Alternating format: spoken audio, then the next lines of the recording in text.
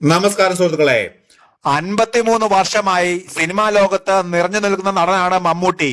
അനുഭവങ്ങൾ പാളിച്ചകൾ എന്ന സിനിമയിൽ ചെറിയൊരു കടത്തുകാരനായി അഭിനയം ചെയ്തും ആരംഭിച്ച മമ്മൂട്ടി ഇന്ന് മലയാള സിനിമയുടെ നെടുന്തൂണാണ്. 73-ാം വയസ്സിലും ഓരോ സിനിമയിലും വ്യത്യസ്തത പുറത്തുന്ന മമ്മൂട്ടി പകർന്നാടാത്ത വേഷങ്ങളില്ല. അടുത്തിടെ സി കേരളം ചാനൽ നടത്തിയ അവാർഡ് ഷോയ്ക്കിടെ മമ്മൂട്ടി നടത്തിയ പ്രസംഗമാണ് സോഷ്യൽ മീഡിയയിലെ ചർച്ച.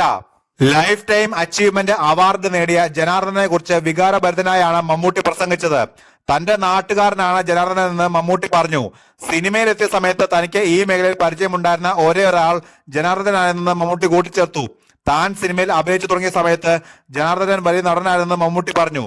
ആ സമയത്ത് താൻ അദ്ദേഹത്തിന്റെ പരിചയക്കാരനാണെന്നും എന്റെ നാട്ടുകാരനാണെന്ന് പലരും പറഞ്ഞിരുന്നെന്നും തന്നെ പോലെ ഒരു പുതുമുഖത്തിന് അത് വലിയ അംഗീകാരമാണെന്നും മമ്മൂട്ടി കൂട്ടിച്ചേർത്തു.